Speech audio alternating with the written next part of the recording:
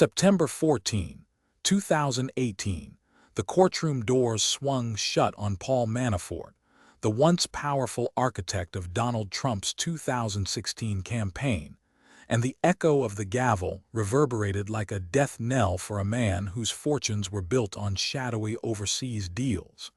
It was a moment that seemed to close a chapter of the sprawling Mueller investigation.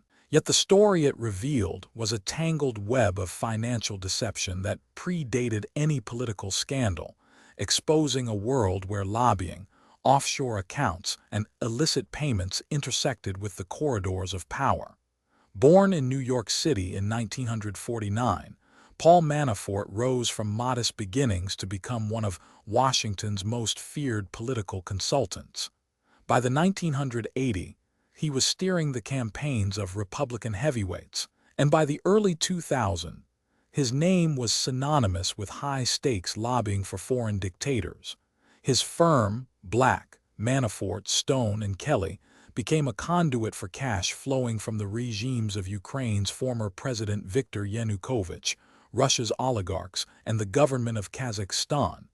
The lucrative contracts were paid in cash, funneled through a labyrinth of shell companies, and hidden behind layers of offshore trusts. When Trump announced his candidacy in June 2015, Manafort was recruited to lead the campaign's strategic operations. The partnership seemed mutually beneficial. Trump needed a seasoned political operative, and Manafort saw an opportunity to rebrand his image on the world stage. Yet, even as the campaign surged, investigators were quietly piecing together a financial puzzle that stretched back decades.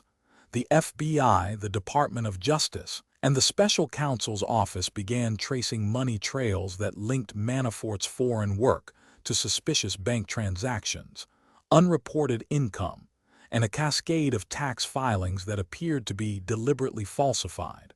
The crux of the case hinged on two primary offenses: bank fraud and tax evasion.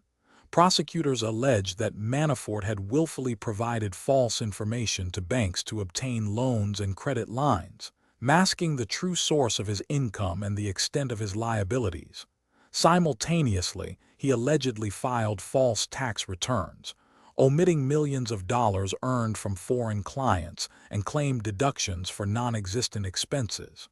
The indictment, unsealed on October 30, 2017, listed 18 counts, ranging from conspiracy to defraud the United States, to making false statements on loan applications, to filing false tax returns for the years 2005 through 2016.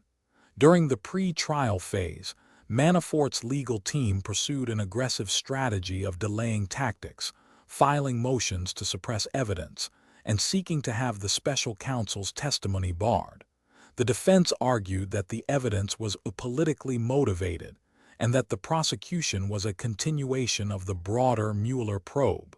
However, the judge denied most of the motions, allowing a wealth of financial documents, wire transfers, and testimony from former colleagues to enter the record. In March 2018, Manafort's own former business partner, Konstantin Kilimnik, a figure with alleged ties to Russian intelligence, testified before the grand jury, providing a damning glimpse into the coordination between Manafort's consulting work and foreign actors. The trial itself began on August 7, 2018, in the United States District Court for the Eastern District of Virginia. The prosecution painted a picture of a man living a double life, a public figure who portrayed himself as a patriotic American, while privately amassing a fortune through secretive dealings with autocrats. Opening statements were filled with graphic details: a $200,000 cash payment for a lobbying contract with a Ukrainian oligarch, a $2 million consulting fee from a Russian oligarch that never appeared on any official ledger, and a series of loans obtained from the Deutsche Bank, a financial institution later entangled in its own scandal. Witnesses included former employees who described Manafort's habit of moving money through a network of offshore entities in the British Virgin Islands, Panama, and Cyprus. Forensic accountants walked the jury through complex spreadsheets, illustrating how Manafort used shell corporations to inflate expenses, claim bogus deductions, and hide income from the Internal Revenue Service. The defense attempted to downplay the significance, arguing that the offshore structures were commonplace in international business and that any discrepancies were clerical errors, not criminal intent. After 3 weeks of testimony, closing arguments erupted with the prosecution urging the jury to consider the sheer magnitude of deception.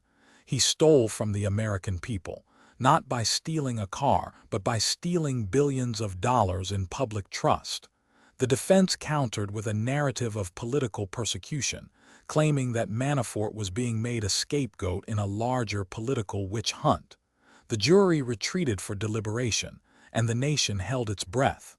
On August 21, 2018, the verdict was delivered. Paul Manafort was found guilty on 8 counts, including 2 counts of bank fraud, 1 count of conspiracy to commit bank fraud, 2 counts of tax fraud, and 3 counts of failing to file accurate financial statements. The conviction sent shockwaves through both legal and political circles, confirming that even the highest echelons of campaign leadership were not immune to the reach of financial law. Sentencing later that year placed Manafort behind bars for a total of 5 years, a term later reduced after a plea agreement on the remaining charges. The aftermath of the trial reverberated beyond the courtroom. For the Trump administration, the conviction of a former campaign chairman forced a re-evaluation of vetting processes for senior staff and raised questions about the campaign's broader financial practices. Subscribe to The Verdict for more stories like this.